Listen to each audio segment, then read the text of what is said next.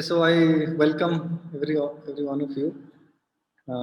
So, despite the difficult time that is prevalent in every part of India, not only India, everywhere in the globe, that people, no matter whether somebody is rich, or somebody is poor, somebody is old, somebody is young, everybody is affected by this pandemic, and certainly it questions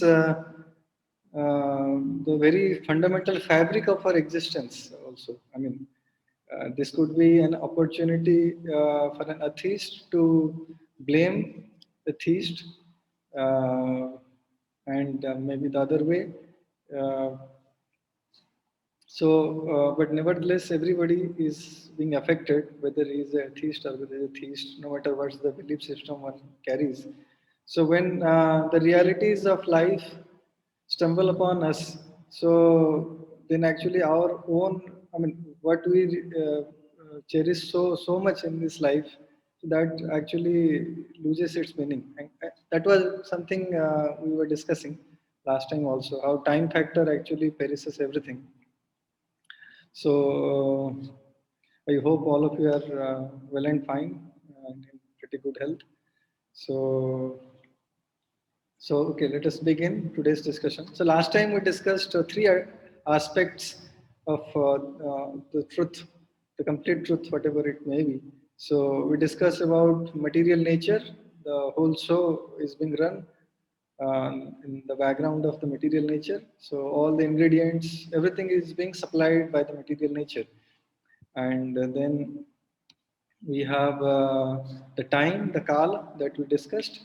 And the third one, the karma or the laws of nature that actually governs everything in this world. The whole show that is being run by the active agency of time, and with ingredients being supplied by the material nature, and then the resultant actions, reactions, the cycle that it generates.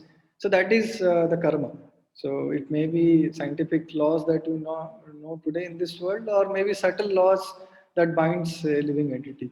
So then the next part, so these three items are accessible in some way to our senses, or at least we can perceive. Every one of us can perceive that time is flowing, that everything is being enacted with the help of time, and then every one of us see the world around us, the gigantic cosmos.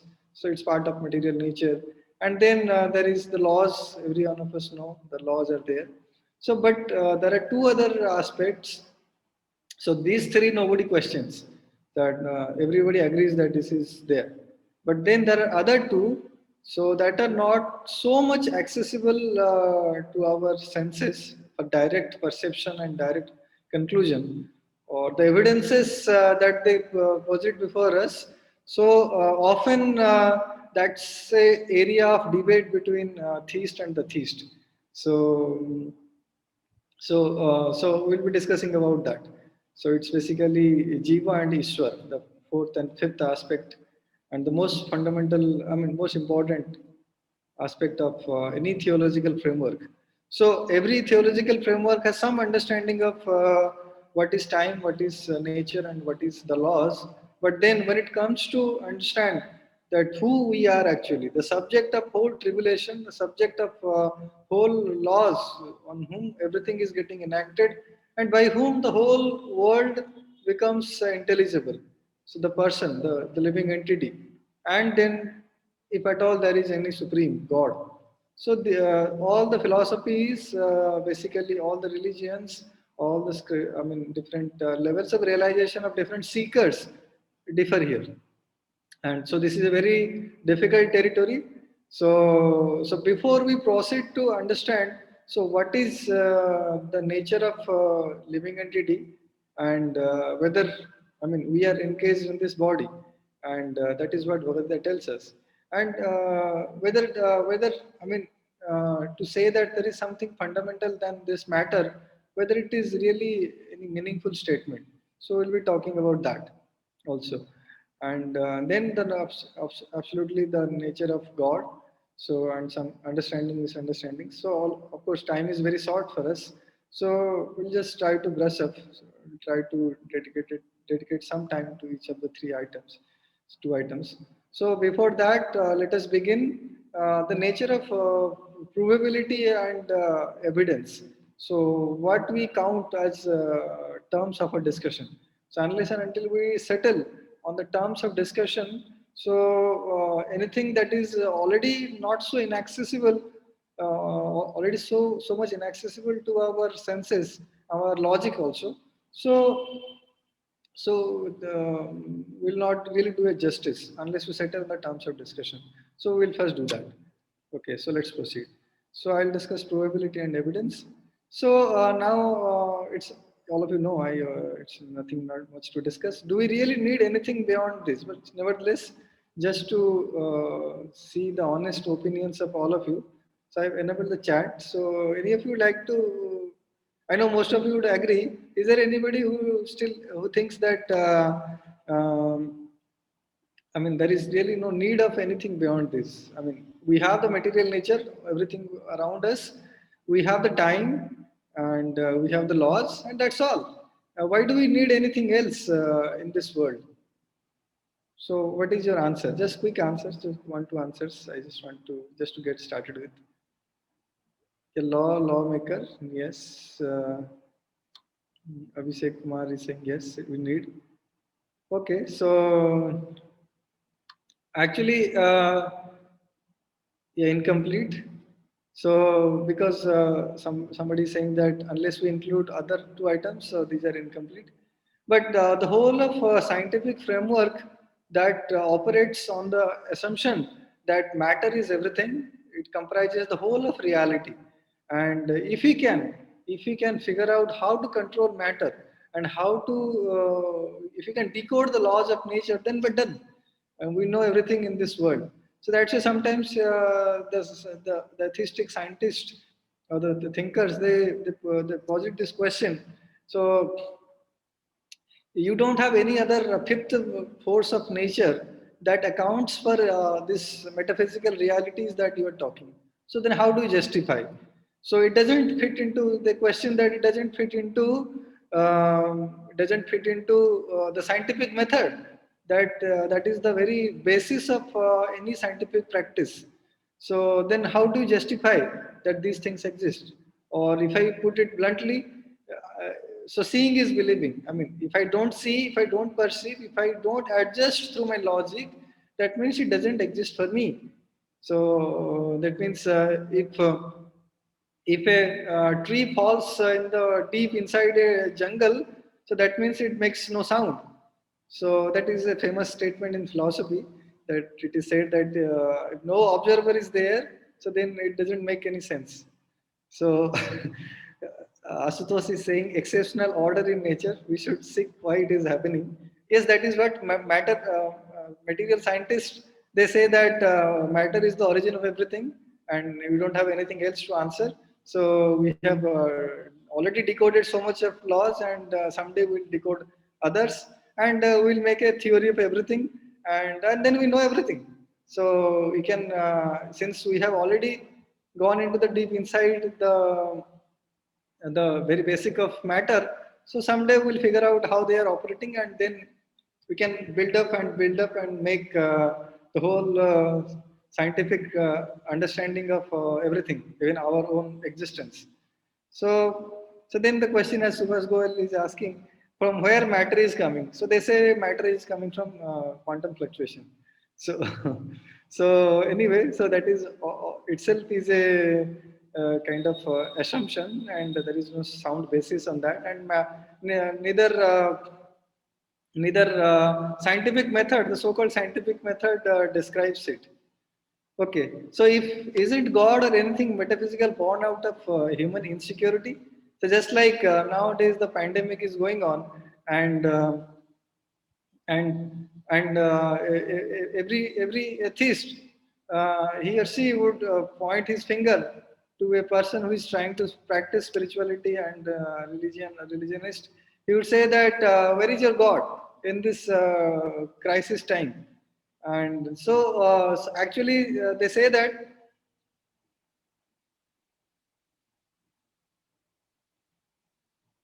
So Sitendra is saying, what will be achieved if you really introduced? Yeah, so God in science. Yes. So God in science, it doesn't really, the way we understand science, it doesn't carry any meaning, because God is transcendental to matter. As we'll see, God, the existence of God transcends the reality at which matter exists. And but science operates within the framework of matter. So we cannot really bring God in our laboratory to give an evidence or test. So that is not possible. But since He is the origin of everything, I mean, if you accept Bhagavad Gita, so then He is the origin of everything, and everything emanates from Him. That means even in my study of science, there is an indirect response from God. I mean, certainly that is not to be tested, just like intelligent design movement people did, and because of that they received a lot of criticism in US. So that is not what we are advocating. So unless and until we understand the real position of God and living entities, and to what extent they're transcendental, and what is their interaction with matter. So that is very much fundamental. So certainly that is not a subject of empiricism or scientific method to be investigated and to be tested. So okay, let us proceed. So that's why the atheists say, so all these metaphysical realities are actually inside. It's occupying your brain is just because of your insecurity, that you are insecure, you want a solace for your emotions, an emotional support, and because of that just to supply that emotional support to you, so you have cooked up these ideas of God and soul, all these eternal principles, and the debate is on from, so debate is on from the very beginning of discussion. Whenever there were atheists and theists, whether they used to call them atheist or not, so that debate is still always on. So that's why. But instead, there is another way to look at also this. So we'll see. So so this is a famous quotation by whom? Karl Marx. So Karl Marx said, not only Karl Marx, in the similar line, there are many philosophers in Western, when basically scientific revolution, industrial revolution, and followed by postmodern era of science started in modernism. So in that time, so Karl Marx said, religion is the sigh of oppressed creature, the heart of the heartless world, and the soul of the soulless conditions. It is the opium of the people. So, so he turned everything upside down. So he said that, so all these ideas have come up just as an expression of oppression, suppression that is there inside mind, as suppression of emotions, like that. And even Sigmund Freud also came and he recast the same thing in another way for psychological terms. So all these ideas were existing from very old days, and in recent times, many big thinkers like Richard Dawkins and all, they picked up, and the same old story keeps repeating. So, but the point is, unless and until we understand, so what is the relation of God and all these metaphysical ideas with the matter, and how they are influencing or how much they are not influential. So, till that point, our knowledge is complete. Somebody may say that I am an theist, but it's my private life. And in my profession, I'm a hardcore scientist. I don't care about God. I don't care about living entities, anything. I just deal with matter. But that is just a half-baked logic. That's not a sufficient thing. That's not a sufficient thing to answer. So, if truth is truth, it must actually pervade every aspect of my existence. So, why it should be limited to only my private thinking or private feeling? So it's prevalent everywhere. It's prevalent in my lab. God is a God in the lab also. God is a God in my private life also, in my affairs of my emotions also. So, of course, somebody is saying that Karl Marx is outdated. Certainly, he's outdated, but the ideas that he propelled, it still keep coming and coming in different forms. So, will somebody is asking that will you be streaming on YouTube? So, because of internet bandwidths, we're not doing it. So next time we'll try that. Otherwise, the people who are here, they will be disturbed in their house. Okay, so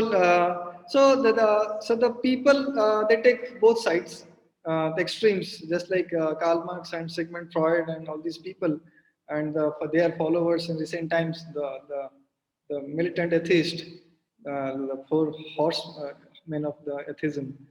So, and many people, followers of that, so-called followers of them in our own circles, you can find them. So the point is that's a very poor understanding of we don't really appreciate what's the position of God and what's the position of living entity or any metaphysical reality, and what is the relation. So that is something to be understood. And suddenly, scientific method is it's actually falling short of that. So because it's not part of the framework. So so then the question I raise, is it really the part of innate human nature or primary characteristics? So just like the shadow, the child is observing his shadow. The shadow exists just because the child exists. It's not that uh, you will start from the shadow and you will say that just like these people said that religion and God, this soul, all these metaphysical ideas are creation of human operation. No, it's the other way. The religion, the scriptures tell us actually that's a innate nature. Our innate nature is that we are spiritual and we are not part of this world and we are trapped in this world. And because of that, we face incompatibility, and because of that only there is insecurity in life. There is fear of death. There is fear of hunger, and all these things are there. And it's not the other way. So as the so-called atheists claim and try to convince people that actually atheism is true. So that's why Bhagavad Gita in 13th chapter 9th verse it says Janma Mrityu Jara Vyadhi Dukkha Doshanu Darshanam. That it's the process of knowledge when Lord Krishna is talking about. So it says that unless and until one is perceiving the evil of birth, death, old age, and disease, so he is not really in the process of knowledge. So we may shy away from by saying that in my private life I'm a theist and a religionist or whatever spiritual practitioner, but in my professional life, in my doing of science, I don't care about that. So God has no role. But if I do that, then actually I'm living in a half-baked logic world. I mean, I'm really kind of blinding myself by saying that all these truths they're irrelevant for me. So, but here Lord Krishna is saying that actually the knowledge that I'm after, science is after open-minded search for truth, and these are part of the game. One cannot escape this. So the most common arguments the so-called atheist they pose before the theist that okay, I accept your God is there, all perfect, but then why there is problem of evil, why there is suffering, why there is COVID, why people lament so much in this world, why there is disturbances in many spheres. So what is the answer? So we also last time stopped at this point. Uh, so the problem of evil, it's in the abstract version, which I'll touch upon in this discussion towards the end or in between also. So that is the how this material world, material nature emanated from all perfect God. In other words, so what is the mechanism by which God interacts with matter? Or what is the mechanism by which anything metaphysical that interacts with matter? So that is what this problem of evil translates to in its abstract version. If I approach very philosophically the way Vedanta begins, so just like Athato Brahma Jigyasa, so then it defines what is Brahman, and then whether the absolute truth is person or it's not a person, and how the energy of the God that is related with God. So that is where the question of problem of evil comes. So that is something we'll, if time permits, we'll discuss more elaborately. So let's see how much you can proceed. Solid 556. So the practical version, as I said, why there is suffering in this world. This is something we discussed a little bit last time, and will not go into the details. So, so what is the relation between God and material nature? This is something that we are looking at. So, the many great atheists who claim themselves as great thinkers, just like these people, Richard Dawkins, Christopher Hitchens, so they actually vouch on this argument on the problem of evil a lot. If you read their books, so this is one of the very fundamental fabric of their whole of the argument. In some way or other, it pops up in practically everywhere. So if God is there, then it must be delusion because again, one reason is problem of evil. In the outgoing God book, you see there is all this. It actually shows the insufficient understanding of God and how actually people mix the notion of matter that we carry along with us and the notion of God or anything metaphysical. So it's a all these books are a great depiction of how somebody can confuse with the what is transcendental and what is matter and what is not matter. And since I am subscribing to scientific method and I don't have scope for if I don't accommodate the scope of anything, the reality could transcend matter, then I fall in the trap of scientism. And certainly these people are victim of those scientism philosophy. And they have made science is open-minded search a great tool. It doesn't really prove or disprove all these metaphysical ideas. It's just open-minded search within the framework of matter. But by studying matter, I can always figure out. So, what's the limitation of my study of matter? That is something that a theistic person or a open-minded person who is doing science, he should be after. So somebody may say that science has no relation with God and all these metaphysical things. Why do mix? Why do mix actually? Why do mix science and spirituality? So what's the need of that? So the need is that because if I am a scientist, I am looking for the reality of the world. So that means I am after any possibilities that it accommodates. So so I'll be open for all kinds of things. So in the process, I would certainly accommodate the limitation of matter. So so this is basically the insufficient understanding of God.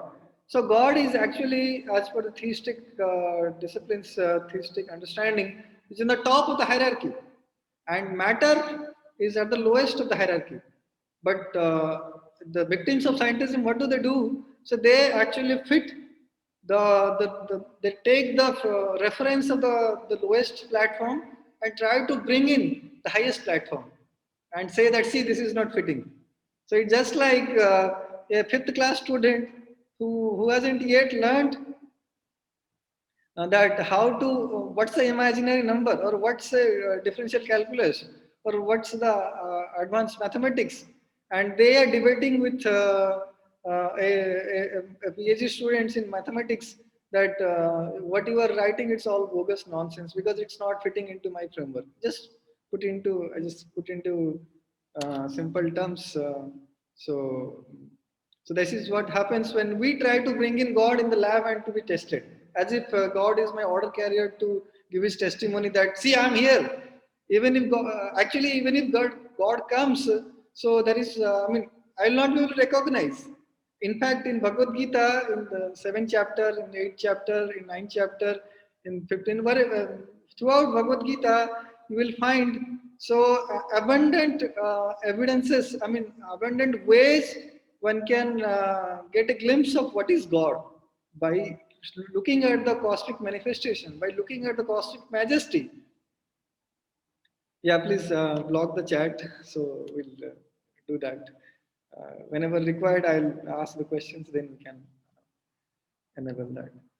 So here is a small quotation from Robert Jastrow. So he said, for the scientist who has lived by his faith in the power of reason, the story ends like a bad dream. He has scaled the mountains of ignorance. He is about to conquer the highest peak. As he pulls himself over the final rock, he is greeted by a band of theologians who have been sitting there for centuries. So it's a quotation from Robert Jastrow in his book God and the Astronomers.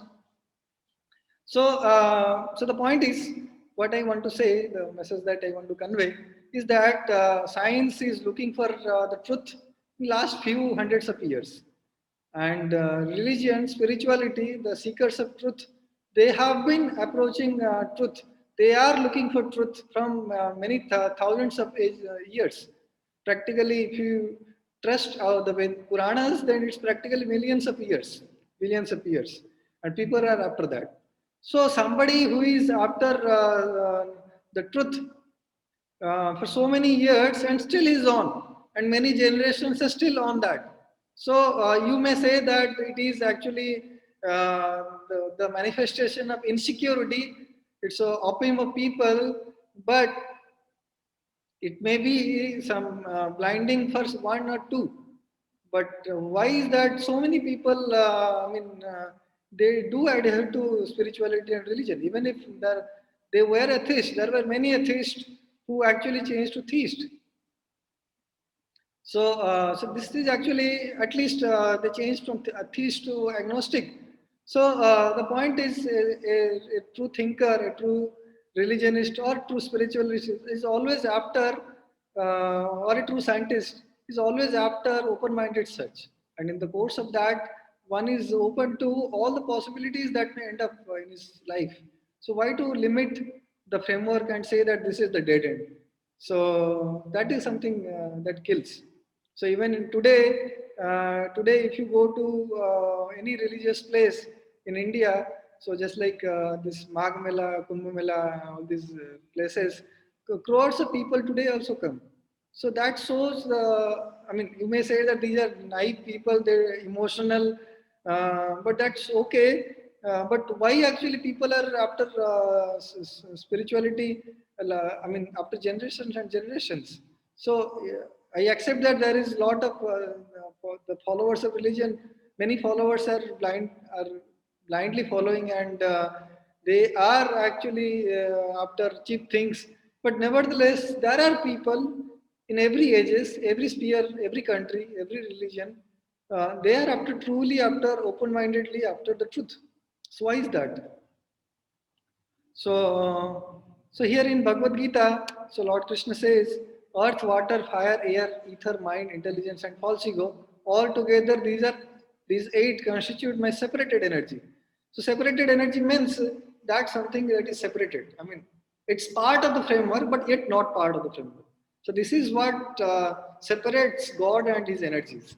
And these things are best understood if one subscribes to the Vaishnava understanding of matter and truth, God. So then only it's really possible to understand. So how actually they are part of the framework and still yet not part of the framework. So that is something called Achintya Veda Ved philosophy, and most emphatically propounded by Lord Chaitanya. So then, besides this, Lord Krishna, the next verse says, "O mighty armed Arjun, there is another superior nature of mind which comprises the living entities who are exploiting the resources of this material inferior nature." So here are the separated material energy, the matter that constitutes the nature, material nature that science talks about, and then there are superior energy. Again, the living entities are also energy of God. So that is Lord Krishna is saying that they are my energy. So Lord Krishna is saying is that I am the supreme Lord, and these are my energy, and this is matter, this is inferior, and this is spirit. The living entities, they are superior, and because living entities are superior, so that's why they are able to control the nature, and that's why we, the living entities, although we are at max 6 feet, 7 feet tall, but we can control such gigantic factories. We can control machines in the space, and because we are superior, we have got higher intelligence, and particularly in this human body. And without understanding of ourselves, that is our own true identity, the relation with this world, it is very difficult to appreciate God. So what I mean is that, so God lies in the top of the hierarchy of the truth, complete truth. And the complete truth includes the God, if it is there, the final truth, the cause of all causes. So, and then the lowest is the matter. And but in science, what we say, we limit ourselves at the level of matter, time, and nature. So that is the dead end. And we say that then what is the cause of matter? Then we say that actually science doesn't have a proper answer how matter originated, because it's a question that has metaphysical consequences, religious consequences, and Big Bang and whatever we may say metaphors. So they really it doesn't work out properly. So to understand what is God, so first of all, I have to understand who am I, who is lying in between the God and the matter. And since I am influencing matter and I am part of God as God's energy, so if I can understand myself and who am I, so then, and my constitutional position, my ontological understanding, so then only I would appreciate what is matter in a proper sense, and then I will appreciate what is God who is lying above me in a proper sense. So somebody may say that I am a practitioner of spirituality in my private life, but in my professional life I don't care about that. So this is where the problem lies. So unless and until I, being the observer, part of the whole game, who is making whole analysis, I don't understand who am I, then the understanding of matter is also not complete, because just like shadow exists, why? Shadow exists just because the person is there before the light. So, so if I say that I'll only study the shape and size of shadow, that's a very vague understanding. I may do that. I may come up with few patterns. I may come up with few laws, but that's not sufficient. I have to understand who the person is there, and the source of light also. By whose influence there is shadow, and by whose influence the observer is observing. So all these three things have to be understood properly. So if any of the things are missing in their proper understanding, so the whole chain is missing, and the whole knowledge framework is incomplete. So that's why scientific method, which operates on empiricism and mostly then rationalism. So then we make observations, we question, we make hypothesis, we do experiment, we analysis, we make a conclusion. And later, if we find the observation is not matching with the conclusion, the theorization, the pattern making that I have made, then I'll go back and pose another question, revise my premises, revise my axioms, revise my hypothesis, do another experiment to test the hypothesis, make analysis, conclusion. Like that, science runs on in this open-minded search for the truth within the framework of matter. But just like the example I gave, the shadow, it's just an analogy. It doesn't prove anything. So, but nevertheless, it conveys the idea that how things are possible. So that way, analogies they play a role. So just like the shadow, the understanding of shadow is complete when I have the understanding of the living entity who is there, the boy that who is there. So similarly, so the changes that is happening in matter is complete only when I appreciate the position of the spirit, which is metaphysical to it and is beyond it. So the spirit actually, as per the science of Bhagavad Gita, basically the Sankhya philosophy, so the subtle creates the gross. And in the last two sessions, we had heard from Professor Lakshmidhar Behera, the Sankhya, the Bhagavad Sankhya, and how it is there in Bhagavad Gita. So, in that wonderful explanation, so it's actually the source actually matters from where it is coming. So unless and until I have an understanding of source, the spirit, so my understanding of matter is incomplete. So that's why I need to pursue that. Of course, by scientific framework, I may not fully appreciate the understanding of soul or spirit, but nevertheless, an attempt should always be made to understand how far I can proceed. So to appreciate the limitation is a great sign of intelligence and open-mindedness. If I stop myself and block myself that this is all, this is the dead end, and then that is something that kills. So spirituality actually begins here. So when we appreciate and accommodate the scope of reality that transcends gross vision. So the knowledge that I acquire is through the senses, the five gross senses that I have. And if I have limitation of my senses, I may build some instruments, and then I would extend my senses, and then I would make some hypothesis. But spirituality begins when I appreciate that truth is there beyond this also. So let us come to the first one, the jiva. This is just a initial part that I wanted to make, describe that sets the scene that what we want to discuss. So let us quickly go through the two parts that is very fundamental to the any theistic framework, jiva and Ishwar. So Bhagavad Gita encourages us that we should not be carried away by the changes that happens in matter. So all of us have thought that this body is mine, I am this. So you take out your ID card and you'll find that you have a photo, you have certain designations, and that is what we think as ourselves.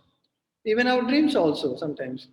So Bhagavad Gita says that time factor actually snatches away everything. So then why should we catch hold of this fleeting nature of matter? So it actually encourages us to become sober. And that is the level of mode of goodness. So in the next session, our speaker will be talking about the practical applications of mode of good, I mean, three modes of nature, and the practicality of Bhagavad Gita, the teachings of Bhagavad Gita.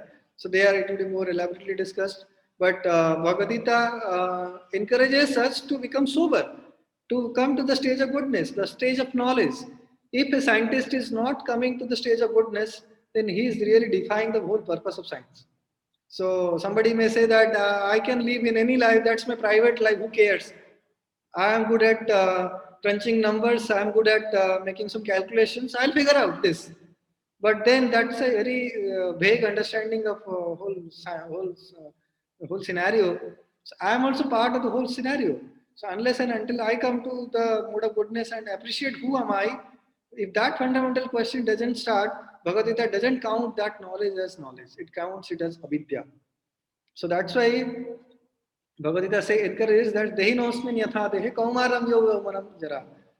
Tatha dehantara prapti dhirastatra namuyati. It says, as the embodied soul continuously passes in this body from boyhood to youth to old age, the soul similarly passes to another body at death. A sober person is not bewildered by such a change. So, so the science of consciousness is something that a scientist should really be after. So, if I cast it in terms of the modern terms, so what it really means to be sober.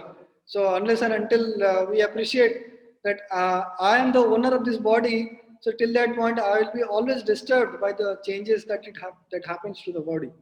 So then Bhagavad Gita goes on in the second chapter. Actually, you can read very elaborately discusses the properties of soul in absence. So it says that Abhinasu tu tadviti yena sarvamidam tatam vinasam abhyasyasya na kaschit kartum arhati. It says that which pervades the entire body you should know to be indestructible.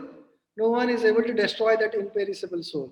And somebody may say that, okay, you are hypothesizing that there is soul and it is metaphysical. I cannot test in my lab. Then what is the evidence? Is there any evidence that at least to some extent I can convince myself that that is so? So this is what Bhagavad Gita says. This is the consciousness that pervades the entire body. I touch my head, I feel that I'm here, but I'm not this body, head, I'm not this hand. Then where am I? Actually, I pervades the whole body. In my dream, I pervade in my subtle body. And I think, I imagine, I fantasize that I'm somewhere, something else, in some designation, and I'm working in that. So this this pervading of consciousness on my body is a signature that there is something fundamental beyond matter. And of course, if I approach from scientific point of view, it doesn't say anything. It just says that it is something different, and scientists are after it to understand what is consciousness from many hundreds of years.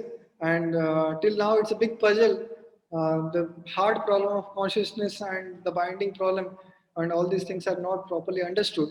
And actually when consciousness comes into play, so it brings in the notion of subjectivity.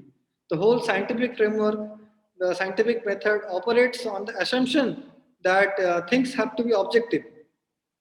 That's why we restrict ourselves to matter. Because once I cross the domain of matter, so then things, along with the objective nature of reality, I have to accommodate the subjectivity. So that subjectivity is actually objective, but through my gross senses, through the senses that I have acquired now, the material senses, things appear subjective, and that's not objective. So unless and until I appreciate that subjective domain through my gross senses, so till that point I am not really beginning to appreciate the message of Bhagavad Gita, the science of consciousness. So, and Bhagavad Gita says that this consciousness is the property of indestructible soul. So then let us see whether our scriptures talk anything about the soul and its size and shape. So then if I refer to Bhagavad Shvetashvatar Upanishad, it says Balagra Satabhagasya Satadha Kalpitasya Cha Bhago Jivasya Vigyaya Sat Chantatya Kalpate. So when the upper point of the hair is divided into 100 parts, you take the tip of the hair and divide into 100 parts, then that take one part, divide into another 100 parts. That is the measurement of the size of the dimension of the soul. So you may question, or you may be elated by seeing this verse that here see Bhagavad Gita is talking, or our scripture is talking about the size of the soul. But let me show you another verse. It says that in Bhagavad Gita 2.18, the material body is body of indestructible, immeasurable, eternal living entity is sure to come to an end. Therefore, fight, O descendant of Bharata. So it says that the soul, the living entity who we are actually, is immeasurable, indestructible, and eternal. So then, but in the previous one, it says that it is the 10,000 part of the tip of the hair. So how do we reconcile? So, so the point is, soul is transcendental to matter. So how do I measure anything? Just like how do I measure temperature? I have a thermometer, I have a calibrated scale, I have a beginning zero, I have an end where temperature stops, and that is what I say as that difference of reading is my temperature. The temperature is something else different.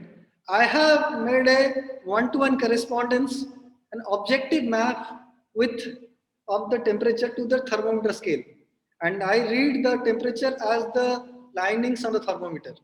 And similarly, can I do that for the soul? If it is metaphysical, if it is transcendental to matter, certainly it's not possible. I cannot weigh it. I cannot hang it somewhere. I cannot measure it because I don't have any instrument to catch hold of the soul. That's why science doesn't talk about soul. So that is where people sometimes think that it is irrelevant for science. No, it's not irrelevant. So if it is not measurable, then why? How should I approach it? I would approach it by studying the limitation of matter that I know and the nature of probability that I have carried through my whole of understanding. And so then through the negation of the properties of soul, so then I may appreciate something. That is what Bhagavad Gita talks about. And probability is really a very shallow concept to understand truth. And this can be inferred from the Gödel's famous theorem of incompleteness, that there will be always certain propositions in a consistent framework of mathematics, number system. I cannot figure out whether it is true or false. So that actually says that actually any framework that is built out of the material domain, it's insufficient to describe matter properly. We need something beyond that. And that's why Bhagavad Gita, when it talks about the properties of soul, it talks about the properties in absence. The qualities are discussed in absence. So that's like this famous verse, Nainam Chandanti Sastrani, Nainam Dahati Pavaka, Na chainam kladayantapu nasu sayati marutam. The soul can never be cut into pieces by any weapon, nor burned by fire, nor moistened by water, nor withered by the wind. So then, so how do I do experiment? So all my experiments are kind of in this framework only. I burn something, I cut something, I moisten something, I wither something in air. That's why I do measurements. So Bhagavad Gita says that so you understand soul as something, or you understand metaphysical reality as something in the absence of material qualities. So that means you give up, you throw away the notion that we have in understanding matter. So that means that's why Vedanta Sutra also and also Mahabharata also it says that Achintya Khalure Bhava na tarkena yojayet. Don't apply the logic in the poor logic in the matter of things that are inconceivable, that transcends matter. Don't apply that. If we apply that, then we'll come to the conclusion that the theists have come to, just like Richard Dawkins or Christopher Hitchens, or Daniel Dennett, Sam Harris, all these people, they have come to a conclusion that there is no God. If God, then so was the God. Or if you don't understand it properly, then we may end up in a framework of like the intelligent design proponents that will make God so cheap that we'll say that see here God has direct role, God of the gaps logic, and then if that doesn't prove, then that is true. Then if that gap is filled by scientific logic, then where is the place of God?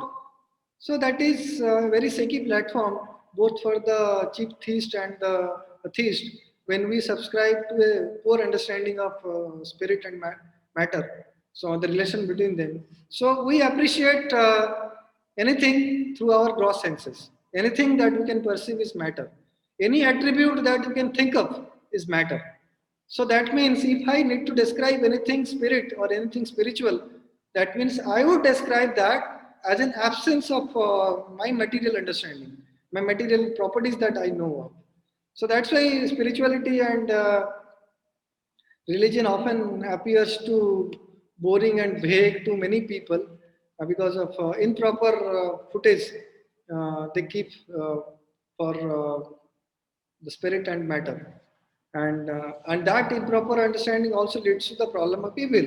I really do not understand how the spirit and matter are related, how God the supreme spirit is related with the creation he has created. I see in the creation imperfections, but if God is the complete truth, then he must be perfect.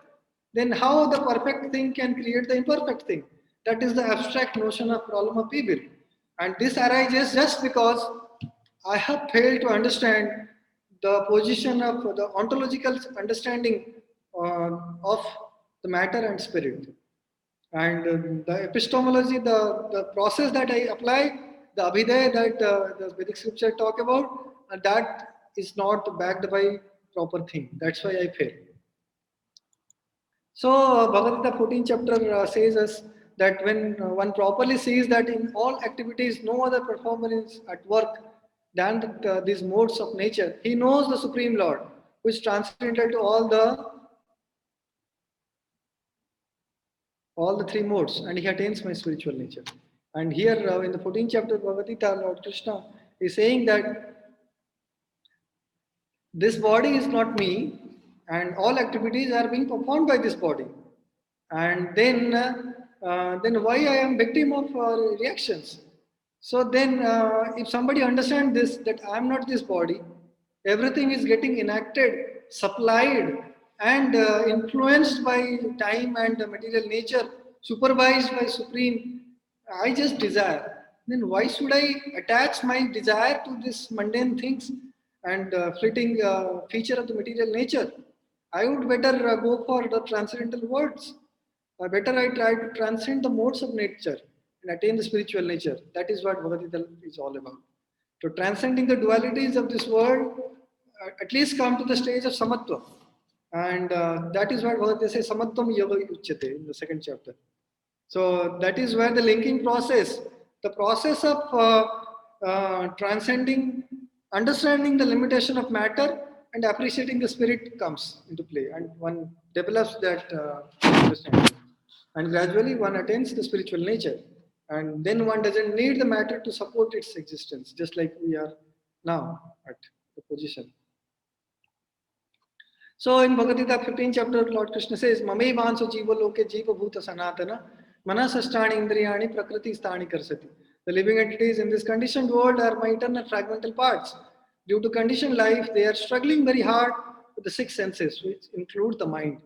And because of this improper understanding that I am conditioned, I am eternal fragment of the Lord, and what is my relation with material nature and what is the relation with the Supreme, because of is this mispositioning, the whole problem of evil arises. And that's why in the Vedic paradigm, there is no question of problem of evil. It never arose, it never surfaced in the Vedic paradigm. Because in the Vedic paradigm, perfectly talks about the nature of the spirit. And it doesn't really equate spirit with the supreme, or doesn't equate spirit with the matter, just like the pantheists do in the pantheism, that everything is God, that me, and that is where everything is matter, materialism, or the impersonalism, the Mayavad philosophy that says that everything is Brahman or everything is God. So, because of this, if somebody positions himself in a proper footing, that what is my role in this whole hierarchy of truth, starting from matter to God, so then one is not conditioned, and then one is not bound to struggle. And the very source of struggle is the mind that hooks oneself to the material world, and because of this mind only we suffer and we enjoy this world. And that's why in Srimad Bhagavatam 11th canto, the story of Avanti Brahman, so there he concludes that Manah Paramakaran, that my mind is the root cause of all sufferings in this world, and that is the proper footing of one's identity, that me, I am not mind, this because of this mind I'm hooked onto this world. And this mind is a subtle matter that interacts, that makes a breeze, just like driver makes the computer interact with the hardware, just like that only mind makes us interact with matter, which is inferior to us. And and this mind is the root cause of all conditioning. Mana eva manushyanam karana bandha mokshay. So mind is the cause of bondage and liberation. And that's why, so if I say that I will not subscribe to spirituality in my every sphere of my life, I'm happy with my private life, that I'm a spiritualist, I'm a theist, that's a very vague understanding. Someday there would be big trouble in my life, then whole faith gets shaken. And that's why people sometimes accuse the theist that you are emotional, your religion, your God is the evolution of your oppressed desires to find a perfection in this world. This world is not perfect and looking for perfection. And this all arises just because of improper understanding of all these different hierarchies of truth. So let us come to the latter part of the discussion. So if I am not doer, I just desire. So is my free will as an illusion? Do I have really any free will? Do I really do anything? If everything is done with the material nature, then what is my role? Actually, this in the modern times also, in the 90s, there was a very famous experiment by Benjamin Libet, who did this experiment. If you have time, you can. This I have quoted this video, or if you have time, you can go to the original papers. They are very nice to read, and of course, the video that you can watch on this BBC radio. So Benjamin Libet did some experiment, and he came to the conclusion that actually free will is an illusion, because before we desire, before our action starts, so there is the brain activity has already started. Before I become conscious of my desire, the brain activity has already started. So that's why the materialists say, see, this is an evidence that how actually matter gives rise to consciousness, how actually you don't really subscribe to anything, any dualistic framework, that matter is different and spirit is different. Everything is matter, and see, this experiment is supporting. So this experiment, when studied properly, this action potential, that's the characteristics of consciousness or the free will in this setup. It's a questionable thing. So, as per Bhagavad Gita, consciousness is a property of the indestructible soul. And the consciousness gets mediated through to matter through the agency of mind. And mind is it's in between. It's matter actually. It's a subtle matter, and it's above the gross matter. And if we can understand in science the proper footing of matter, particularly the role of mind and the limitation of our objectivity, the limitation and the scope of our subjectivity. So that would be a great discovery and great advancement for open-minded search for truth. I may say that I don't care about anything spiritual because it has no relevance. Because, so that is something very questionable thing. So to understand my position in this world, I need to understand that I am spirit.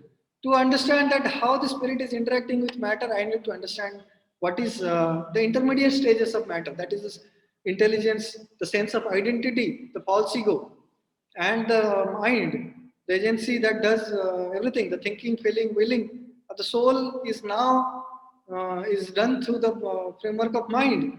So if I don't understand that, my scientific inquiry is incomplete. I may be happy with some fancy model, fancy theory, fancy framework, or my own cocoon that this is what everything I need to talk about, this is what everything I need to describe. But that's a very shallow foundation of my search for truth. If I'm really open minded, if I'm really open to the possibilities of truth, and if I'm really spiritual, I would understand every facet of reality, every hierarchy of the truth that is existent, because everything is manifestation of the original cause, that is God. If I want to appreciate God, I need to appreciate His creation, His matter, His energies. That is why in Bhagavad Gita you will find enormous examples how Lord Krishna encourages Arjun to think of God. And he says that I am the taste of water, I am the fire in your belly, aham vaishwanaro asmi praninam deham ashrita. So I am the taste of the water. I am the juice in the vegetables, and I am the supplier of that juice. So like that, Lord Krishna gives many, many, many examples of his opulence, how his energies is pervading everywhere in the matter. So if I don't appreciate the understand the position of matter in relation to me, then I cannot understand the position of matter in relation to God. So certainly, if I don't appreciate what is the position of matter and what is the position of subtle matter and what is the position of me, myself, so we all exist as relative truths. So if we fail to understand this, so then certainly we fail to understand the absolute truth, if at all it is there. And if I make a dead end that this is all that I need to talk about matter, so then where is the scope of open-minded search? So that is something to be thought over. So let us go quickly. We are running short of time. So there are two classes of beings: the fallible and the infallible. The material world, every living entity is fallible. The spiritual world, every living entity is infallible. So this is a very nice verse, 15 chapter 16 verse. The next one also is very nice. It says that besides these two, there is the greatest living personality, the super soul, the imperishable Lord Himself, who has entered the three worlds and is maintaining them. So here Lord Krishna is saying that there is an supreme. So Lord Krishna in Bhagavad Gita, you would find that many times he say that I am the supreme, and sometimes he takes a very humble stand that that supreme, that absolute truth. So it's kind of it's a nature of just like humility is a great quality in this world. It's appreciated in this world, and the originator of all qualities is God also. So certainly God also carries the quality of humility. So of course many philosophers they don't say, they don't accept that absolute truth has any quality, any feature. They say that it's attributeless. So that we are not going to discuss much, just we'll touch upon in the end. But nevertheless, if God is the creator, then he has to be creator of everything in this world, both good and evil. So both good and evil, the perfection and imperfection, everything has to come from God. That's why then you would say that isn't a contradiction? And this is a very fond of arena of arguments of the atheist. They would bring out such contradictions and will say that, see, this is the contradictions of when you accept God. But actually, where the contradiction should lie? every contradictions are reconciled in the absolute nature of the Supreme Godhead, Supreme God, Krishna. So that is the philosophy of Achintya Veda, which sometime we can discuss. So, so the Supreme has to be Achintya, inconceivable, and unless and until one accepts the inconceivable nature of Absolute, there is no meaning to God or Supreme, because anything conceivable that I have in my own jurisdiction has come somewhere. That means the source of everything, if at all it is there, that has to be inconceivable, and that's a very fundamental tenet of the Vedantic philosophy. And this is where many philosophers, even in Vedantic tradition, are also misled.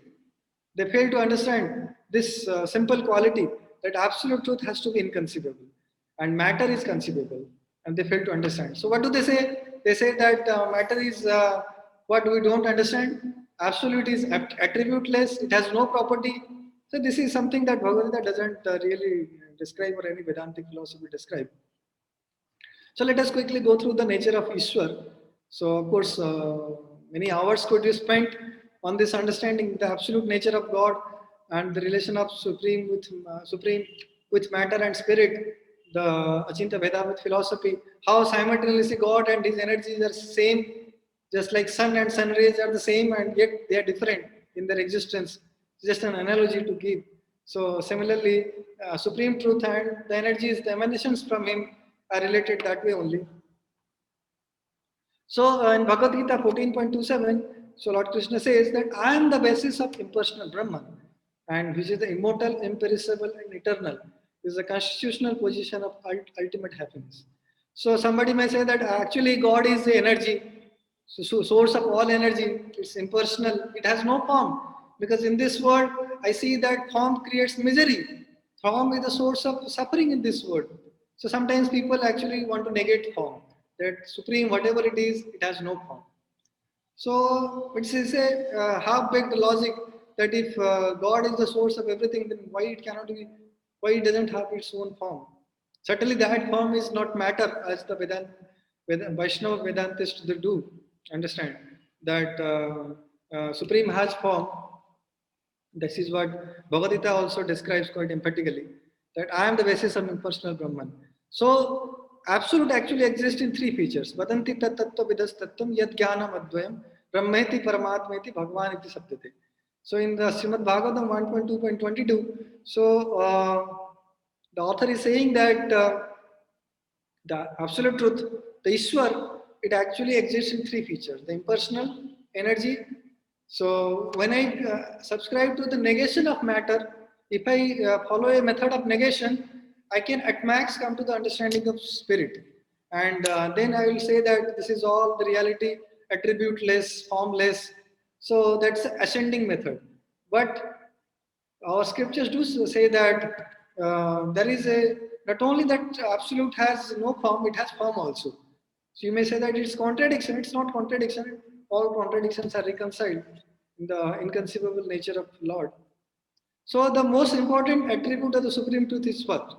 The Bhagavan, what is called, and the most important attributes is his own Shakti. And we are his spiritual energy, living entities, and matter is his inferior energy, separate energy. You remember the photo I showed, separated energies, that two things are getting separated. So some matter and the supreme maintains a distance, but we living entities are in between, tatastha Shakti. So we are of the same nature as God, but we are prone to the material surroundings, material circumstances. So that's why we accept bodies and we suffer. And the most important attribute of Supreme Truth that can describe in a single word what is God, that He is the possessor of all energies. And all energies are inconceivable energies. He is the possessor of inconceivable potencies. And that's why the Upanishads tell us, Parasya Sakti Vividaiva Sriyate Svabhaviki Jnana Balakriyacha. That his all energies, both material and spiritual energies, are so wonderfully, so inconceivably acting, it appears perfect automation. The God doesn't have to personally interfere, just like the intelligent design movement proponents, they said that the intelligent design that is manifested in the creation, it's actually direct intervention of God. And this is where God to be tested in lab. But this is a very shallow understanding of God. God is not to be really fit into the God of the gaps. It's a very poor understanding. God is the region and the source of everything in this world. Why it's to be limited only into the gap logic? That whenever I don't find any explanation in my scientific logic, I would say that this is directly God's intervention. No, God has multifarious energies, and through the energies, He is making running a perfect automation, and that is how everything is acting. And then God, even though He is the source of everything, He doesn't have to really interact with the imperfect world in this world. Even though there is suffering in this world, God suffering doesn't have to be existent in God's creation, or imperfection doesn't have to exist in God's creation. So it's actually root is we ourselves. We wanted a world to imitate God. That's why this imperfect world is created for us, where we can fantasize, imagine that we are something somewhere else as competitor to God. So that's why this world is there. So let us go quickly to this Chatushloki Bhagavad Gita, that 4 verses that summarizes Bhagavad Gita. So we are running short of time, so we can now take up questions. So after this small discussion, so chapter 10, 8, 9, 10, 11, all of you have time, then you can go through these verses and the explanations there in the Bhagavad Gita. So chapter 10 says that I am the source of spiritual and material words. Everything emanates from me. The wise who perfectly know this engage in my devotional service and worship me with all their hearts. The thoughts of my pure devotees dwell in me. The lives are fully devoted to my service. They derive great satisfaction and bliss from always enlightening one another and conversing about me. And this 10th one, 10.10. So those who are constantly devoted to serving me with love, I give the understanding by which they can come to me. And to show them special mercy, by dwelling in their hearts, destroy with the shining lamp of knowledge the darkness born of ignorance. So somebody may say that I understand that scientific logic and even any logic that falls short of describing God. So then what is the way? So that's why spirituality is a path of grace. So unless and until one appreciates this path of grace, he is not really on the spiritual path. He is not appreciating spirituality even in the slightest of terms. So our analysis of matter, when it comes to halt, and we appreciate the limitation of our logic and senses, then we wholeheartedly look for God. I mean, whoever He is. I mean, even though you don't accept God is there, you wholeheartedly pray that if anybody anywhere God existent, please show me the way how to know you, how to appreciate you, how to understand you. That is what tesam satatiktanam bhajatam pritipurvakam dadami buddhi yogam tam yena mam upayanti. 10.10, the perfect 10 verse. So that says that those who are constantly are looking after me, that they want to understand me, that I give the all intelligence. So by Krishna's grace, by the grace of the Supreme, we'll come to a stage, we'll perfectly understand where am I, what is my position, what is my relation with matter, what is my relation with Supreme. If I am not doing that, I'm not in a proper position. So then I'm in a very shaky platform, and I would say that I'm on a emotional, sentimental platform, and philosophy and spirituality is not really anything solely sentimental and blind following. It's founded on a very solid platform of logic and reasoning, but it accommodates and it appreciates the limitations of logic and limitations of my scientific inquiry, limitations of material framework where I dwell. So that is where spirituality begins. And this is all I wanted to discuss with all of you. Now it's time for questions. So any of you have any question of any kind, please do drop your message in the chat box. So, or if you have any questions you want to ask later, you can mail us or send us on this things on these channels. Okay, so wonderful, Dr. Jyotiranjan. So wonderful seminar encompassing many aspects. You touched a lot of things today. So I request now the participants to drop your questions.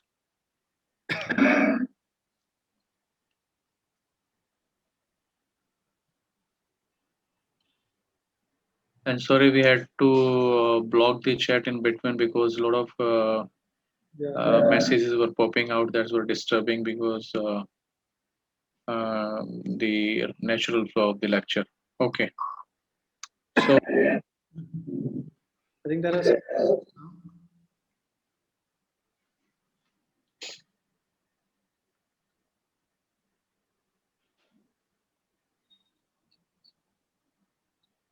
Mm, I, okay, so the first question, it is a question or a comment. Let me see.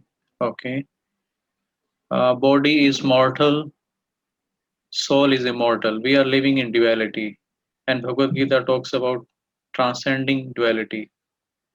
How come? Please answer. yeah. So we are living in a duality. Manas sthani indriyani prakriti sthani karsati. That is what Bhagavad Gita says.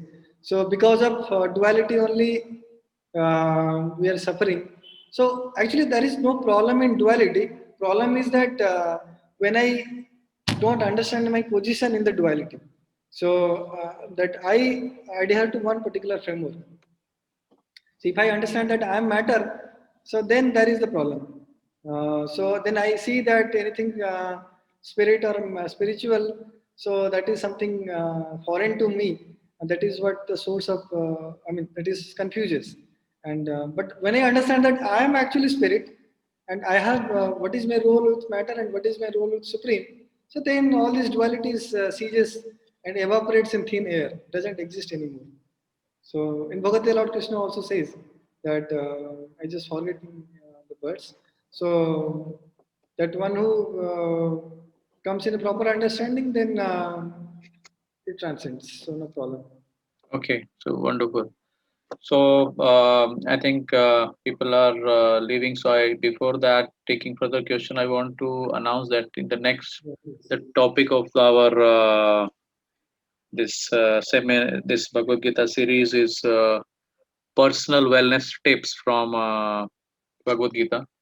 So it's going to be a so this is the now you have heard about the five lectures. These were theories.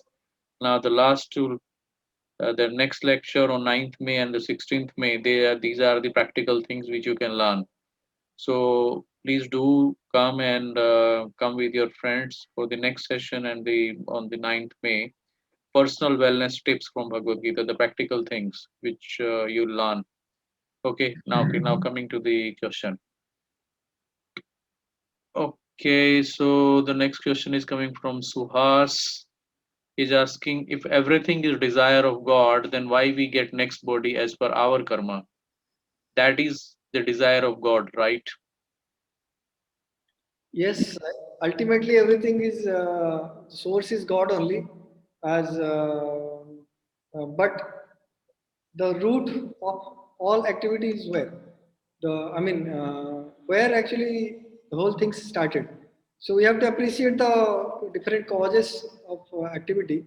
So God is kind of sanctioning upadashta anumantacha. So Bhagavad says that he is the observer and he is the sanctioning authority. He sanctions. Without his sanction, nothing can happen. But why the whole thing started? Because I desired. I desire to enjoy matter, so that's why material nature supplied ingredients. That's why time came into play to make a show, and that's why the laws are there to make everything systematic and systematic flow. And in the course of everything, although material nature three modes does everything, I get the impression that I am doing everything. So that is where the problem is. So because I desired to enjoy, so because of this desire only, I am implicated by the reactions.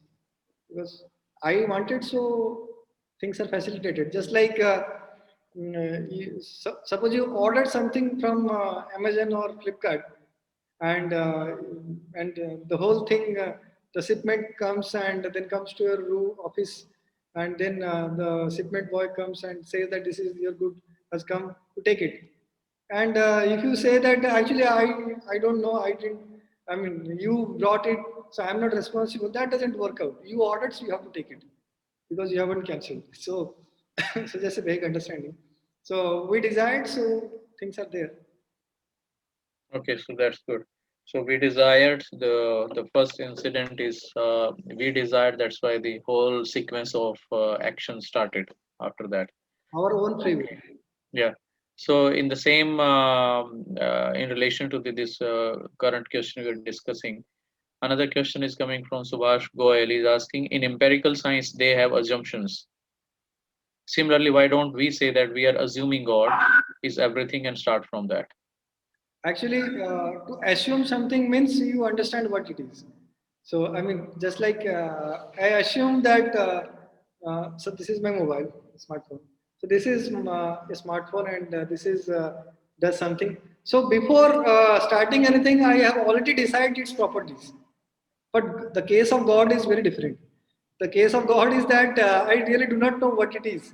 So through negation of matter, I may go, but I cannot reach to a stage where I will describe God. If I claim that I can do it, that means my logic is superior to God.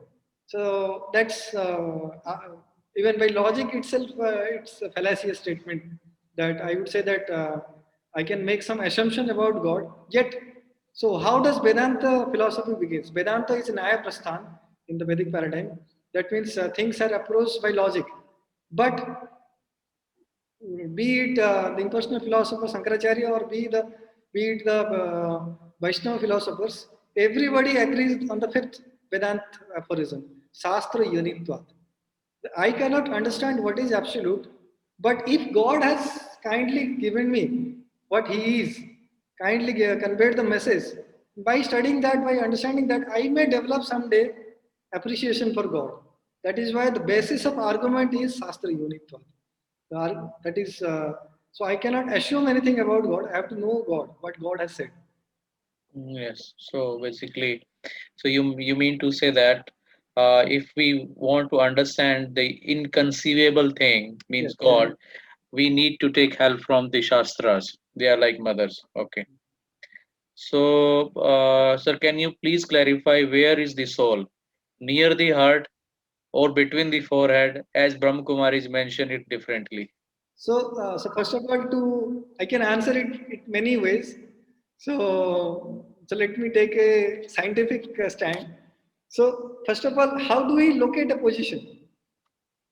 So just whoever asked, Kripa T, I see. So how do you ascribe the position of anything? I have a space already taken for granted. I have certain coordinates. This is the origin. Certain rulers, measuring instruments. I measure things. I decide this is the end of the object. The difference of origin and end is the position of the particular thing that what I am referring. Now, soul is a spiritual thing. It transcends matter and it transcends space and time. So it's not limited to the material space and material time, understanding of time. So that means to say that it is located somewhere, it would be it's kind of analogy to say. But that doesn't mean that I cannot understand where it is. And because when I move, I understand that my consciousness is moving with me. It's not that I am standing here now, my consciousness is here only. When I move, the consciousness doesn't move.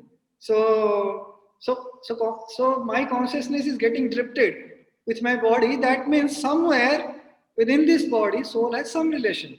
That is what I said, that when I said that we need to understand the role of spirit with matter, how it interacts, how they related.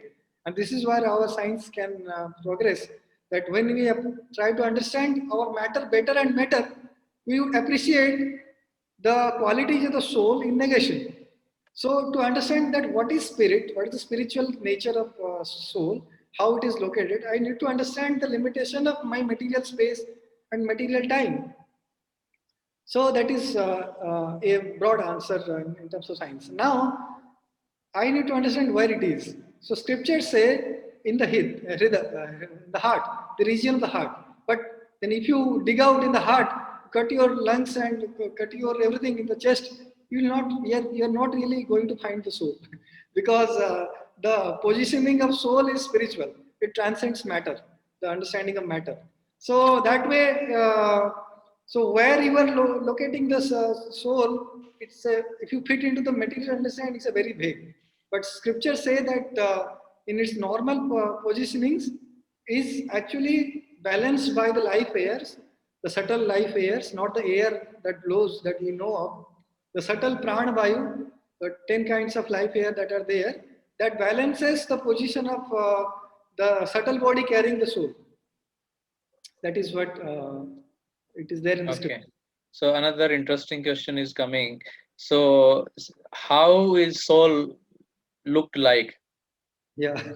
So Bhagavad Gita second chapter answers this, that somebody looks at this wonderful nature of the soul as wonderful. Somebody even after hearing doesn't understand that it is wonderful.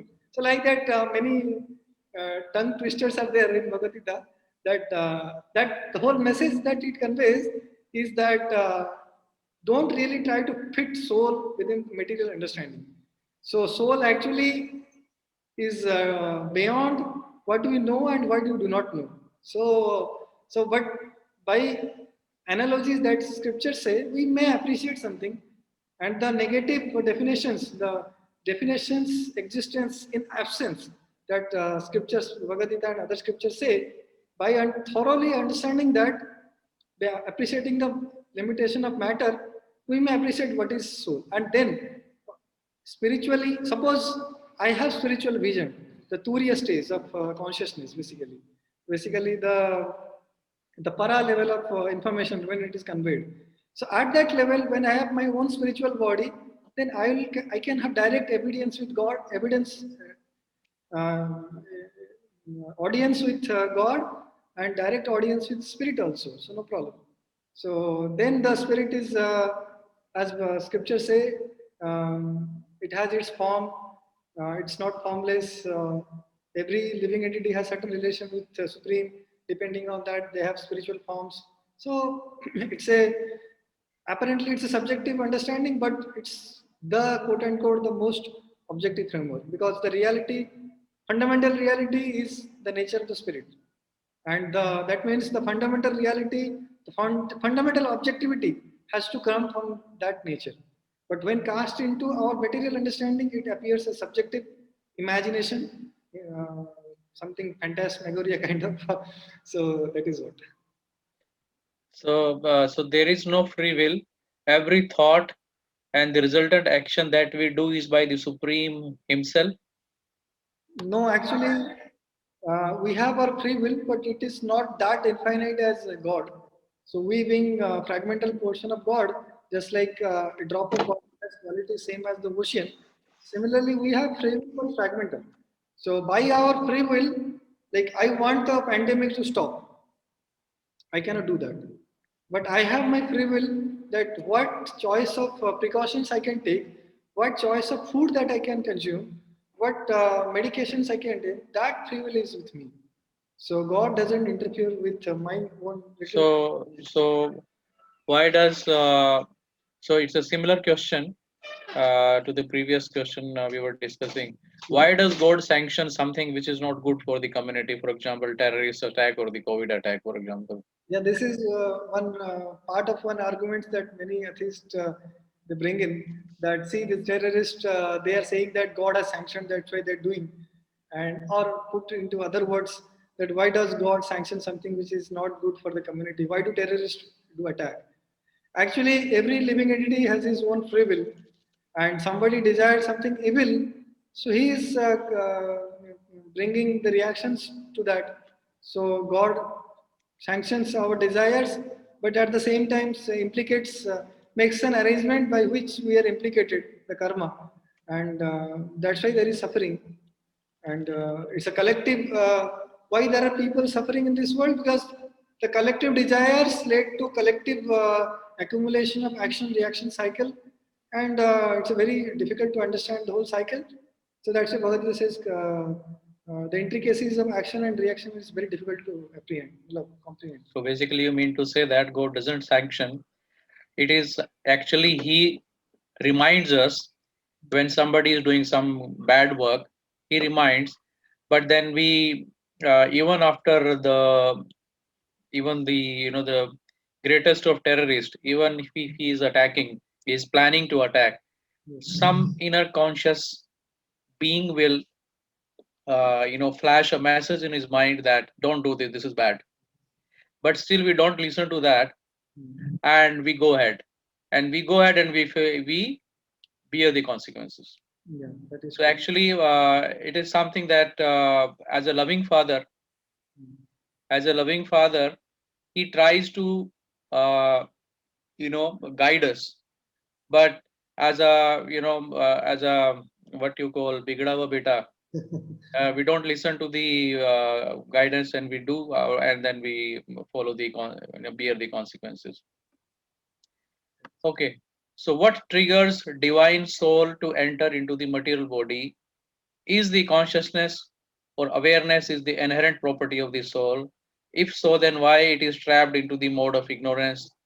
What is the purpose of material body if it is not useful to the soul? So many questions in one question, so and you can take just one or two. And I think a lot of questions, 21 questions are still in the line, so we can be very short in explaining and moving to the next question. Okay.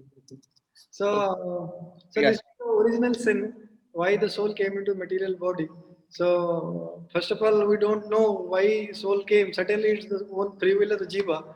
But the most important thing is that we need to wrap up this material duality and go to the spiritual world. Then everything will be known to us. So, that is what I can say in short. So,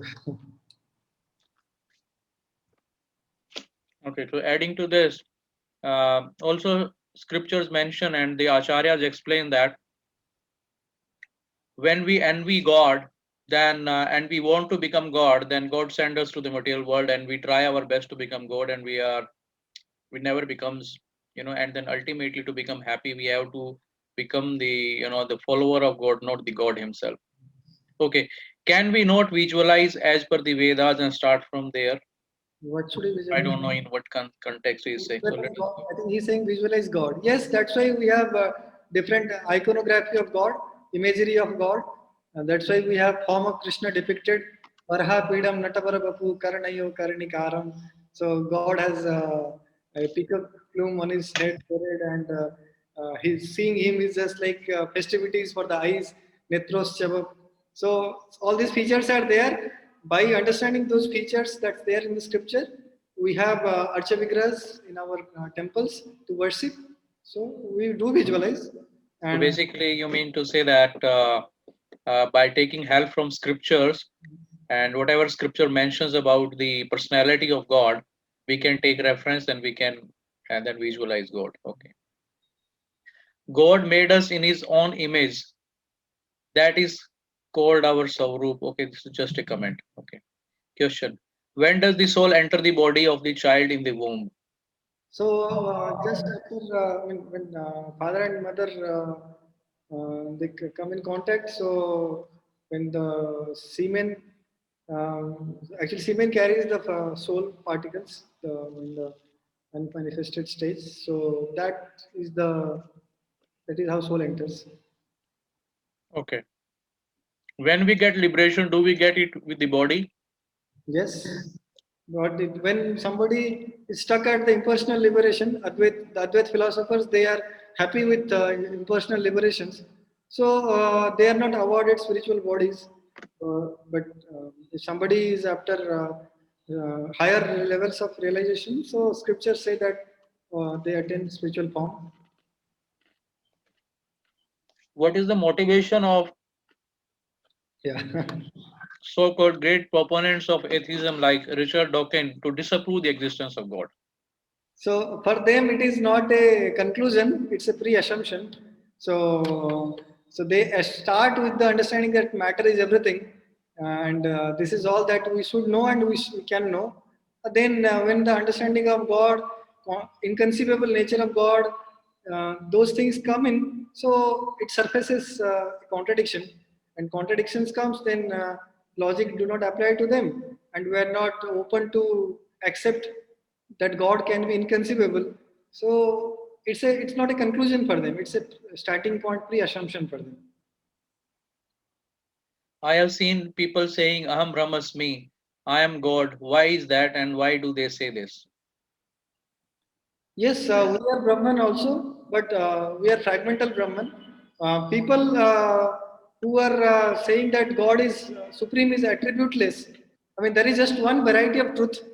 Like in Bhagavad Gita, we emphatically talked about five different features of absolute truth: God, nature, um, time, karma, and then jiva. So they are all factual. But the Mayavad philosophy that says that nothing is factual, they are all illusion, only reality is Brahman, they are all attributeless. So that is the understanding of impersonal, particularly Mayavad philosophy.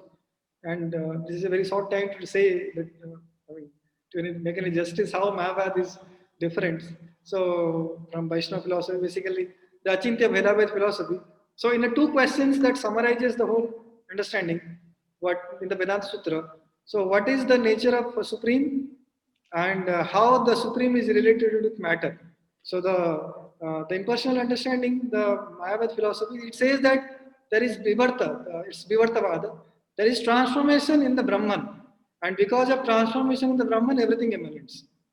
But but why Brahman has to go undergo transformation if it is the perfect? So, but Vaishnava philosophy says actually there is transformation in the Sakti. For Mayavad philosophy, Sakti doesn't have a factual existence.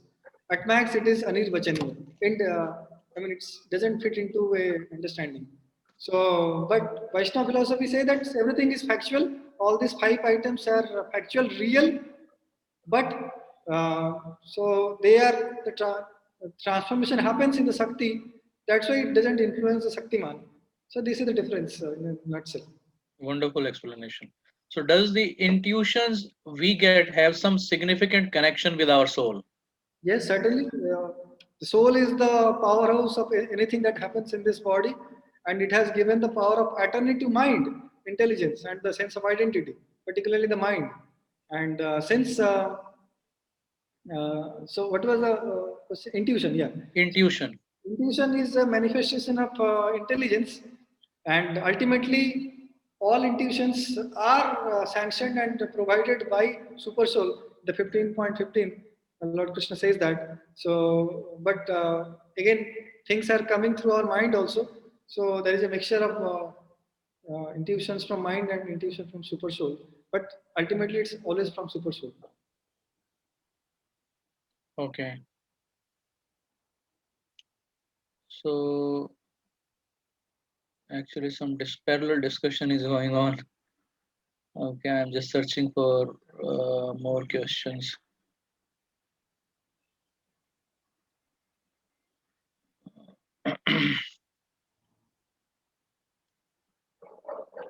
Somebody is referring to Werner Penfield. So existence of soul experimentation. Yeah, Penfield.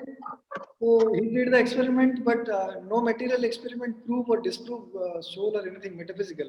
So what Penfield did is marvelous, and that is the benchmark that all open-minded scientists do, or even Ian Stevenson or and any other researchers they did. So the soul experimentation, so it's not really going to give us conclusive statement. It's just indicative that to appreciate the limitation of your scientific framework, limitation of matter, and then go ahead with reference from scriptures. That is what I can say. I The think that important point here is that instead of relying upon other people's experiment, whether soul is there or not, we should ourselves do the experiment on ourselves because we are soul, yeah, isn't it? yes, yes, So there are methods to realize this understanding that I am not this body, I am spirit soul. You know, when we call this I am Brahmasmi, Brahmasmi means I am Brahma. Brahma can be the the there are many meanings of Brahma, and one meaning is Atma, Aham Atma. कि मैं आत्मा हूँ. So how to realize that? And that realization can come from by chanting this Hare Krishna Mahamantra. The more we come to mode of goodness, Yes. so we start our journey. So chanting Yes. this really brings us to the mode of goodness, and then we Mhm. take off our journey to. Yeah. So I would request the participants to start chanting sincerely this Hare Krishna Mahamantra, and in no time you will understand that you are not this body or spirit soul, right?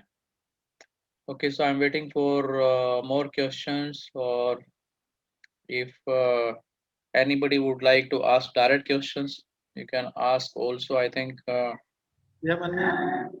yeah, we can unmute also. So okay, okay, and if somebody wants to join our WhatsApp group or Telegram group, please drop your whoever joined first time. Please drop your mobile number, and we'll add you in the WhatsApp group.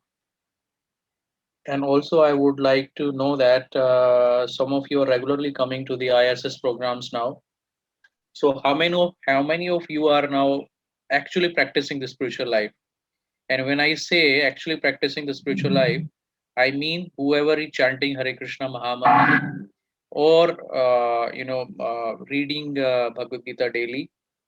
So you can just drop your message here. Yeah, wonderful. Abhishek, Manmohan, Nitin, and one round daily. Kripa, that's great. Me too. Me too. So a lot of good. So this is important actually. Important thing is that when we are attending these kind of seminars, so the real purpose of doing these kind of seminar is that people start practicing spiritual life. Yes. That's what so if you lot of I am seeing that somebody try to take prasadam. So yes, that is also a spiritual activity. Yes.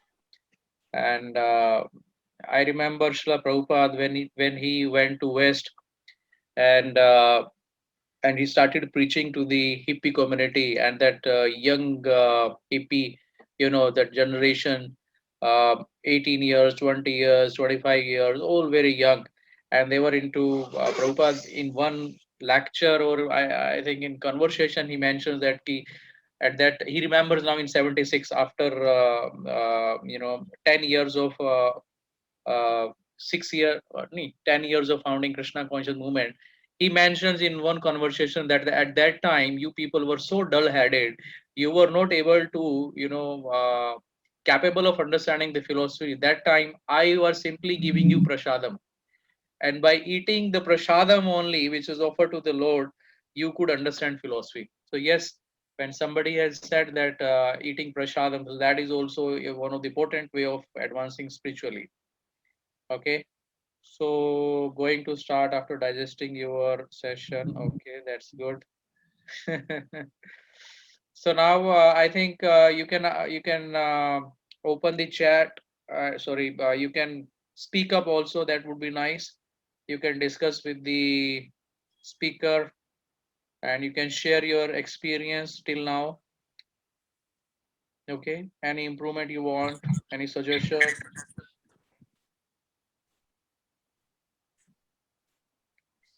Hello. Yes, yes, please. Please Yeah. tell your name and then you Uh, speak. Yes. I am Sunil Sikka, Yeah. and I am attending this series of lectures since from the first lecture. And actually, I joined this philosophy and the ISKCON just 4 or 5 months before in December 2020. And after that, I start reading Gita, and just now I completed the Gita, and also chanting, doing chanting. Oh, so nice. And the one word that I come to know, and I heard it and read it at most of the text, that is self realization. Okay. And what I understood in a very simple term, that self realization is treating yourself as a Atma, as a spirit. So, okay, now I agree that I am a spirit. Okay, I am not a body. Then what's next? Means that is that only self realization?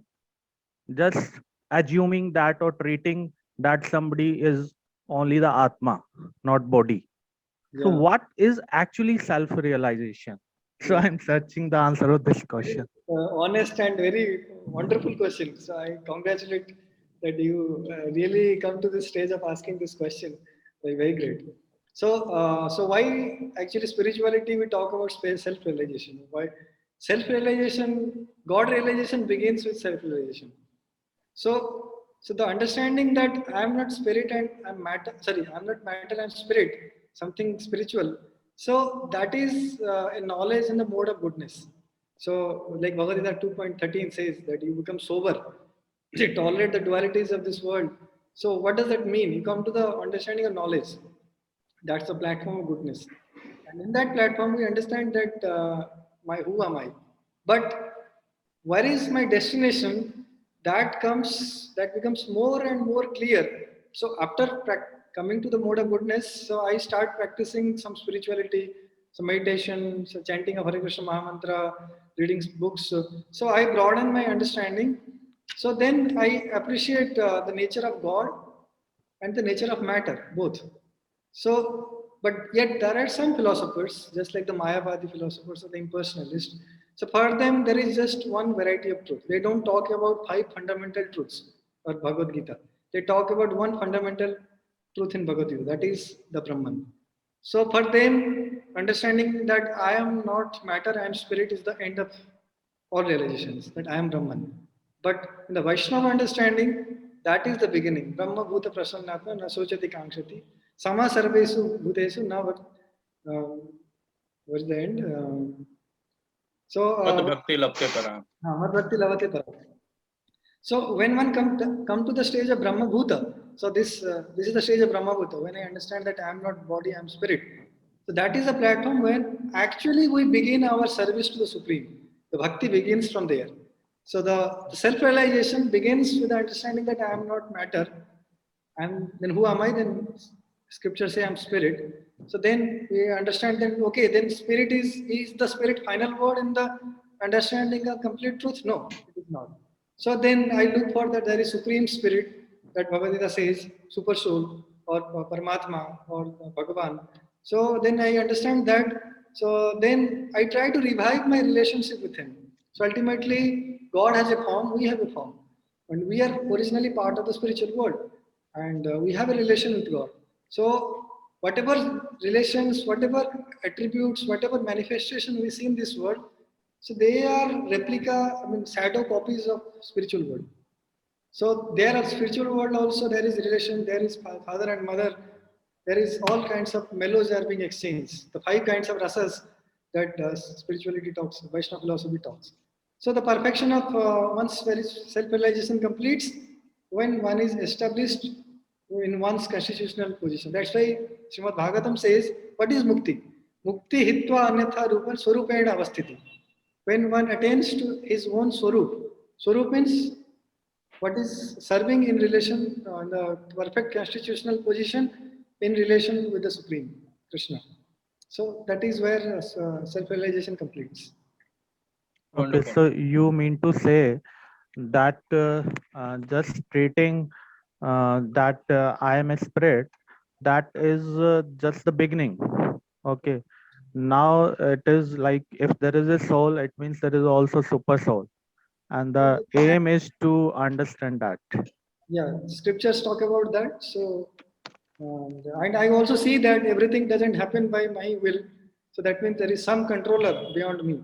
I am a Yeah, Ishwar, but there is a Parameshwar also, a supreme controller. exactly, exactly.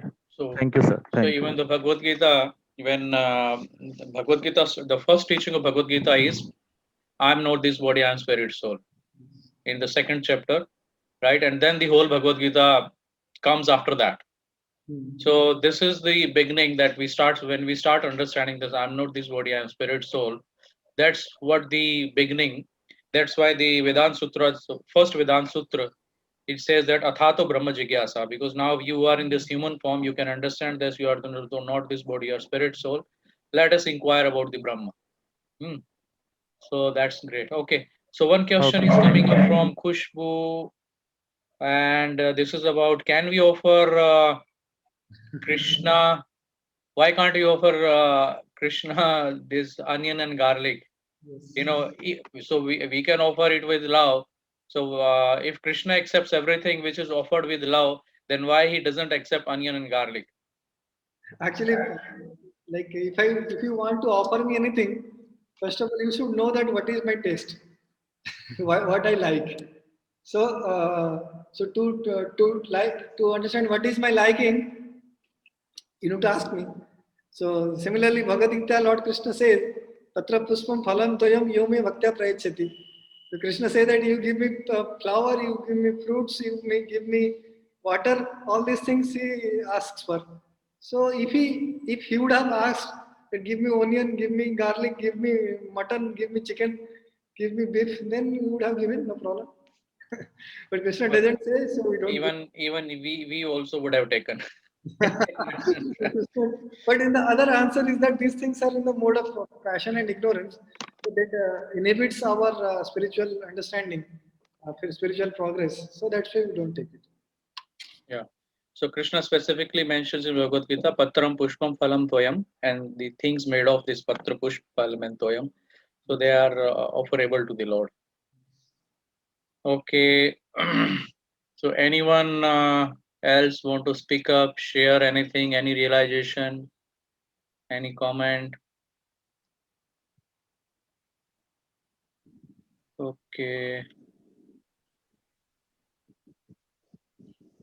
How to make them, my parents understand. So that is, you pray to Krishna. That's all. Yes. So, Last time one devotee was sharing that their Krishna parents Prabhuji. are last time one devotee, just a minute, I was just sharing one line. Some devotee was mentioning last time, some participant, that their parents are against attending these spiritual seminars. So how to handle that?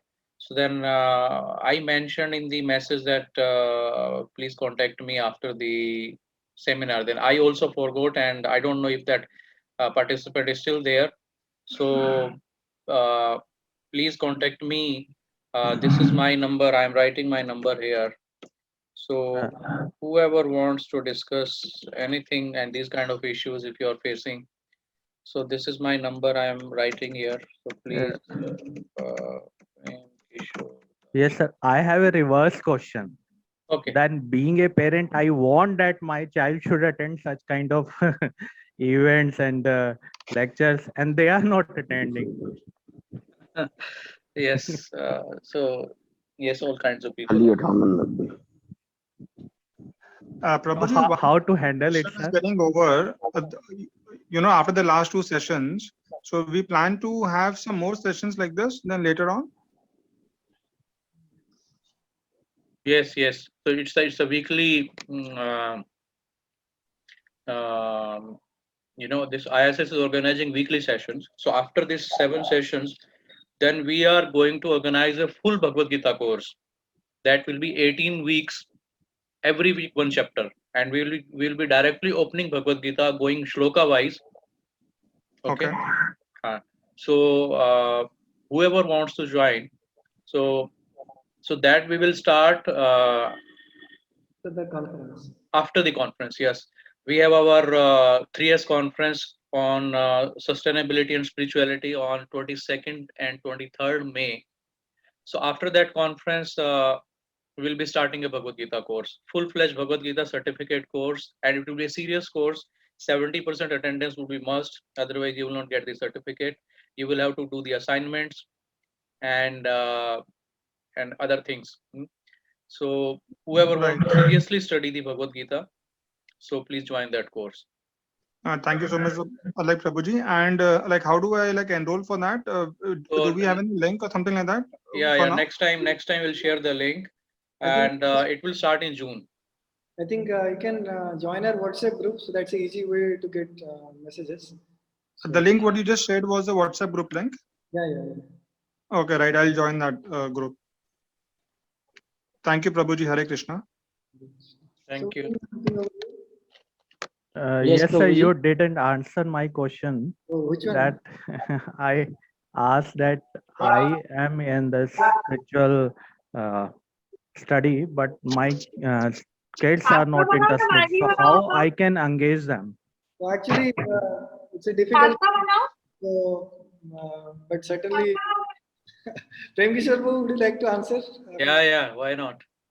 As a Yeah, parent? my parents were like that, and not exactly anti, but they were not interested. At least my mother was okay, but my father was not interested. But when I started practicing, and I showed positive changes in my behavior and attitude and other things. So that made them, especially my father, to change, and he started practicing. Oh, see, in India, most of them, our parents are they are pious souls. They are already having this inclination. They sometimes fear, at least for students, because I was also studying that time. So for students, they think that, oh, this is the time to study. Don't deviate your mind for these things. Or especially when it comes to ISKCON, so people think that kabhi ye brahmachari na ban jaye. So that kind of fear is also there. So, but yeah, so what we guide students, that they should become more serious. They should, because that is the time for study. So in a student life, yes, you can join the spiritual seminars, practice spiritual life, but your main focus should be on the your study. Sometimes in student life, when we find something new and very interesting, for example, attending these seminars, so we become more focused on these seminars, studying spiritual books, and so we have a limited time, so we start giving more time to the spiritual things, and then our study suffers. So we have to balance that. We don't have to you know uh, give more important. We have to balance both the things. So that's why after going to the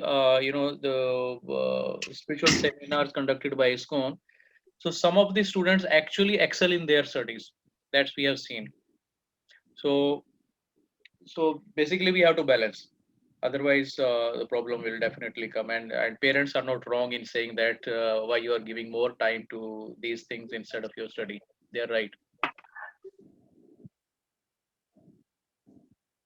Okay, but my question was that if parents wants that child should involve in or engage in such Ah, spiritual study, but students or the childs are not engaging. so in that, basically, it depends upon the what is the age group of the child. अगर छोटा है तो आप थोड़ा सा उसको वैसे ही करके कर सकते हो. बहुत ही छोटा है तो. अगर student life में है, if he is a teenager है, then you can't be pushy.